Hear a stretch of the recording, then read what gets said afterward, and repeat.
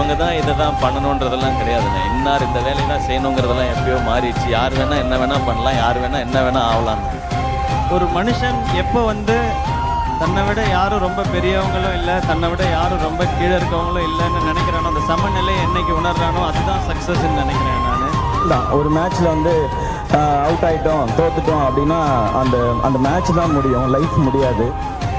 உங்கள் மேலே ஒரு நெகட்டிவ்ஸ் வச்சுட்டே இருப்பாங்க. உங்களுக்கு இதுதான் வரும், இவ்வளோ தான் வரும், இதுதான் பண்ண முடியும், இதுதான் பண்ண முடியும்னு அதை புஷ் பண்ணணும்னு ட்ரை பண்ணுவேன். அவ்வளோதான். நம்மளால் முடியும் நம்ம நம்புகிற வரைக்கும் நமக்கு தோல்வியே கிடையாது. மோட்டிவேஷன் கொடுக்குது. ஏன்னா நம்ம யார் வெறுக்கிறாங்களோ அவங்கள பற்றி ரொம்ப யோசிக்கிறத விட யார் நம்மளை ரொம்ப ரசிக்கிறாங்களோ லவ் பண்ணுறாங்களோ அவங்களுக்காக ஏதாவது செய்யணும்னு தான் ஓடணும்னு நினைப்பேன். பட் இல்லை, நீங்கள் ஏதாவது ஒரு அச்சீவ் பண்ணீங்கன்னா கூட அதை பற்றி நெகட்டிவாக சொல்கிறது தான் ஃபஸ்ட்டு என்ன யோசிக்கிறாங்க. அவன் அதனால அதை பண்ணிட்டான்ப்பா, அந்த பொண்ணு அதனால அதை பண்ணிடுச்சுப்பா, இதனால தான்ப்பா அவன் மார்க் வாங்கினான், இதனால தான்ப்பா